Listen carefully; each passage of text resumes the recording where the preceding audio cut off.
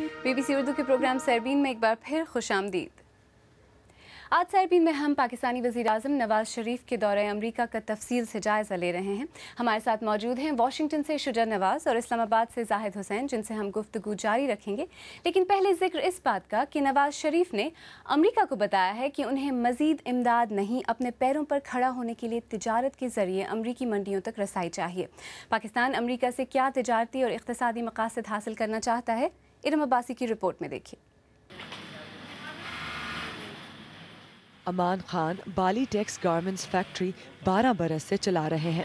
صرف اس فیکٹری سے 15 کروڑ روپے کا سامان برآمد کیا جاتا ہے۔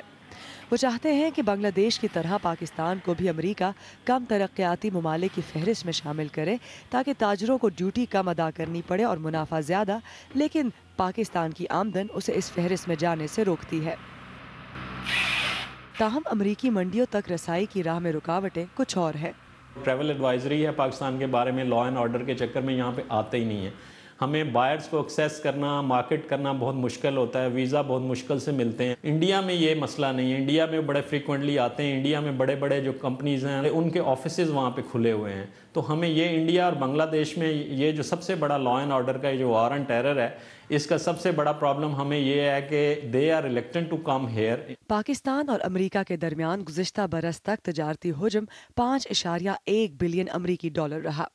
ایڈ نہیں ٹریڈ کے نعرے تو پاکستان میں کب سے لگ رہے ہیں، مگر تجارت کم ہی ہوتی جا رہی ہے۔ 2002 میں پاکستان کی کل تجارت کا امریکہ 1/3 شراکت دار تھا، مگر شرح گرتے گرتے اب 15% تک جا پہنچی ہے۔ اقتصادی امور کے ماہر ڈاکٹر اشفاق حسن اس کی وجہ ریاستی خامیاں بتاتے ہیں۔ جب نواز شریف صاحب کہتے ہیں کہ ہمیں ایڈ نہیں ٹریڈ چاہیے، تو یو ایس کیا کر سکتا ہے؟ گورنمنٹ کے لیول پہ کیا کر سکتا ہے؟ ٹریڈ تو پرائیویٹ سیکٹر سے ہو رہا ہوتا ہے، تو ہمیں تو private sector to private sector contact کو زیادہ ڈیولپ کرنا چاہیے۔ جو چیزیں ہم بناتے ہیں وہ ہم وہاں بیچ نہیں پا رہے ہیں کیونکہ دوسرے ممالک یہ کمپیٹ کر رہا ہے اس مارکیٹ میں، ہم ان کے ساتھ کمپیٹ نہیں کر پا رہے ہیں۔ کمی کے باوجود تجارت کے ساتھ ساتھ امریکہ پاکستان کو امداد دینے والا بھی سب سے بڑا ملک ہے۔ یو ایس ایڈ سماجی مسائل کے علاوہ توانائی کے شعبے میں $252 ملین خرچ کر رہا ہے۔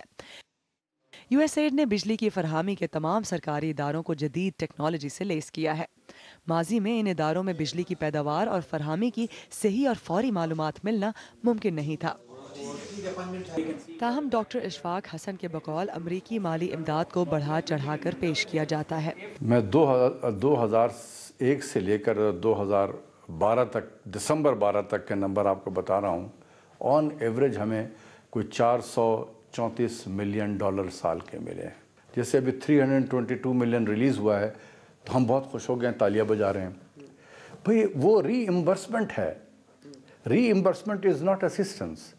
امریکہ اور پاکستان کے تعلقات خاصے عرصے سے کشیدہ ہیں، اس لیے ماہرین نواز شریف کی 14 برس بعد کسی امریکی صدر سے ملاقات کو ملک کے لیے خوشائند کہہ رہے ہیں اور کئی امیدیں لگائے بیٹھے ہیں۔ ارم عباسی، BBC نیوز، اسلام آباد۔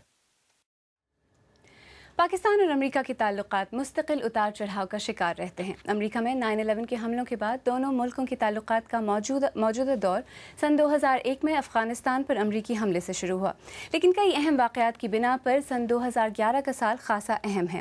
اسی سال مئی میں امریکی خصوصی دستوں نے پاکستان کے اندر ایبٹ آباد شہر میں ایک خفیہ کارروائی میں القاعدہ کے سربراہ اسامہ بن لادن کو ان کے ٹھکانے پر ہلاک کر دیا۔ نومبر 2011 میں پاکستانی سرحد کی سلالہ چیک پوسٹ پر امریکی حملے میں 24 پاکستانی فوجی ہلاک ہو گئے۔ اس واقعے کے بعد پیدا ہونے والی کشیدگی پر پاکستانی فوج نے نیٹو دستوں کے لیے پاکستان سے سپلائی کا راستہ بند کر دیا، جو کہ کئی ماہ بندش کے بعد سن 2012 میں کھولا گیا۔ آئیے مزید گفتگو کرتے ہیں پاکستان امریکہ تعلقات اور اس کے مختلف پہلوؤں پر واشنگٹن اور اسلام آباد میں موجود تجزیہ کاروں شجاع نواز اور زاہد حسین سے۔ شجاع نواز، وش لسٹ تو دونوں طرف سے خاصی لمبی ہے، لیکن آپ کی نظر میں ان میں سے کتنے موضوعات ایسے ہیں جن پر اتفاق رائے ممکن بھی ہے؟ میں سمجھتا ہوں کہ تجارت پہ اتفاق رائے ہو سکتی ہے، لیکن اس وقت واشنگٹن میں وہ سیاسی پوزیشن نہیں ہے صدر کی، خاص طور پہ کانگریس کے ساتھ، کہ وہ اس کو پش کریں۔ یہ صرف جس طرح اشفاق صاحب نے کہا آپ کی رپورٹ میں یہ صرف ایسے پرائیویٹ سیکٹر کا کام نہیں ہے، کیونکہ حکومتیں جو ہیں وہ ٹیرف بیریئر سیٹ کرتی ہیں، اور پاکستان صرف یہ چاہتا ہے کہ جس طرح کے یورپین ممالک کو اجازت ہے یہاں امریکہ میں اپنے پروڈیوس بیچنے کی، خاص طور پہ ٹیکسٹائلز کی، اس طرح پاکستان کو بھی اسی لیول پہ اگر اجازت ملے تو پاکستان کا فائدہ ہوگا۔ اور یورپی ممالک نے پاکستان کو یہ کنسیشن دے دی ہے پچھلے سال میں، اب امریکہ کو چاہیے کہ ان کی پیروی کرے۔ جی، تو آپ کہہ رہے ہیں کہ شاید تجارت کا جو شعبہ ہے اس میں اتفاق رائے ممکن ہو سکے۔ زاہد حسین صاحب، پاکستان تجارت، انرجی، معیشت کے لحاظ سے بہت سے مسائل سے دوچار ہے، کیا ڈرونز کا جو مسئلہ ہے ان تمام شعبوں میں تعاون کے آڑے آتا رہے گا آپ کی نظر میں؟ میں سمجھتا ہوں کہ یہ ایک اریٹنٹ تو ضرور ہو سکتا ہے پاکستان اور امریکہ کے تعلقات میں، لیکن میں نہیں سمجھتا ہوں کہ یہ بہت بڑی رکاوٹ رہے گی۔ ڈرون حملے کئی سالوں سے جاری ہیں، اور اس میں جو ہے یہ عوام کے جو پریشر بڑھتا جا رہا ہے، اس کے نتیجے میں آپ کے پاکستان کے وزیر اعظم کو امریکہ سے یہ بات کرنی پڑے گی۔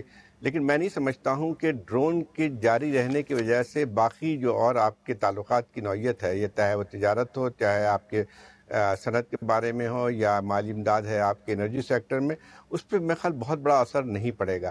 دوسری بات یہ ہے کہ پاکستان اور امریکہ کے تعلقات جو جتنے خراب ہوئے تھے 2011 سے، اس سے اب تھوڑے سے باہر ہم نکل آئے۔ صورتحال اتنی خراب نہیں ہے جو کہ 2011 میں تھی، اور اس کی سب سے ایک بنیادی وجہ جو ہے وہ یہ ہے کہ پاکستان اور امریکہ کے درمیان خاص طور پہ کافی کنورجنس بھی اب ہوا ہے، خاص طور پہ افغانستان کے بارے میں۔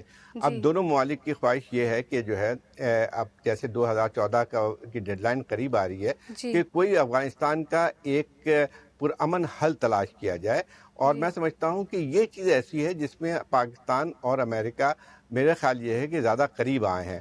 تو وہ نوعیت نہیں ہے جو کہ 2011 کی تھی، اور میں سمجھتا ہوں کہ ڈرونز ٹھیک ہے ایک اریٹنٹ ہو سکتا ہے، پبلک عوامی سطح پہ امریکہ کی مخالفت کا ذریعہ بن سکتی ہے، لیکن ان تمام چیزوں پہ رکاوٹ نہیں ہوگی۔ جی، آپ نے کہا کہ پاکستان اور امریکہ تھوڑا قریب آئے ہیں، لیکن شجاع نواز صاحب یہ بات تو واضح ہے کہ امریکہ پاکستان کو ڈرونز کے آپریشن میں اس وجہ سے شامل نہیں کرنا چاہتا کیونکہ امریکہ اور پاکستان کے درمیان ایک ٹرسٹ ڈیفیسٹ، ایک اعتبار کا فقدان ہے۔ کیا آپ کو یہ نظر ہوتا ہوا دکھائی دے رہا ہے کہ اسے کسی طریقے سے عبور کیا جا سکے؟ وہ یہ شارٹ ٹرم میں تو نہیں ہو سکتا۔ میں سمجھتا ہوں کہ یہ شروعات ہے، جس طرح وزیر اعظم صاحب نے بھی کہا، اور بات چیت اگر جاری رہے گی اور اسٹریٹجک ڈائلاگ ایک نئے سرے سے پھر جاری ہو گیا تو شاید یہ بہت سے مسائل ہیں جن پہ امریکہ اور پاکستان کی رائے متفق ہو سکتی ہے، لیکن اس میٹنگ کے لیے خاص طور پہ پاکستان کی طرف سے کوئی اتنی زیادہ تیاریاں نہیں نظر آ رہی تھی۔ پاکستان کے یہاں پہ سفیر بھی نہیں موجود امریکہ میں، اور اگلے مہینے تک نئے سفیر آ جائیں گے، پھر انہیں موقع ملے گا کہ وہ نئے سرے سے کچھ تعلقات پہ کام کریں، اور کوئی پاکستان کی دوستی جن اداروں کے ساتھ ہونی چاہیے، مثلاً کانگریس کے ساتھ، تو وہ قائم کریں۔ میں سمجھتا ہوں کہ یہ ایک میڈیم اور لانگ ٹرم پروسیس ہے، یہ ایک وزٹ کے ساتھ مکمل نہیں ہو سکتا۔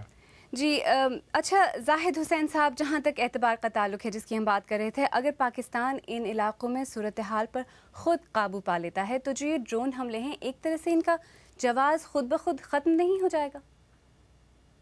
یہ بات صحیح ہے کہ جہاں پہ ڈرون کا جواز اس لیے نہیں بنتا ہے کہ یہ غیر اخلاقی چیز ہے اور ایک اللیگل حیثیت ہے، لیکن اس کے ساتھ ساتھ یہ بات بھی صحیح ہے کہ پاکستان پہ بھی ایک جو ہے وہ پریشر بڑھتا جائے گا کہ آپ خود کارروائی کریں تاکہ ان علاقوں کو ان قسم کے دہشت گردوں سے ہٹایا جا سکے، اور خاص طور پہ نارتھ وزیرستان کا مسئلہ ہمیشہ جو ہے وہ بھی سامنے آتا ہے کہ وہ ایک اماجگاہ یا سینکچوری بن گئی ہے ہر قسم کے جو ہے ملیٹنٹس کے لیے، ہر قسم کے ٹیررسٹ کے لیے، جو کہ نہ صرف پاکستان کے لیے خطرہ بنے ہوئے ہیں بلکہ یہ ہے کہ افغانستان میں بھی اور ریجن کے لیے بھی خطرہ بنے ہوئے ہیں۔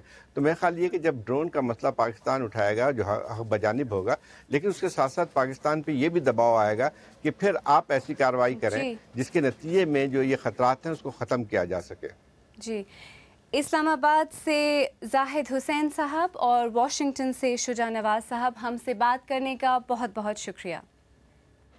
آپ BBC اردو کا پروگرام سیربین دیکھ رہے ہیں۔ پروگرام میں آگے چل کر دیکھیے گا کہ نئے نویلے یونیفارم اور جذبے سے لبریز یہ افغان جوان اتحادی افواج کے انخلا کی تیاری کیسے کر رہے ہیں، اور کلک میں دیکھیے گا تصویر کو زندگی بخشنے کا ٹیکنالوجی نے کیا نیا طریقہ نکالا ہے۔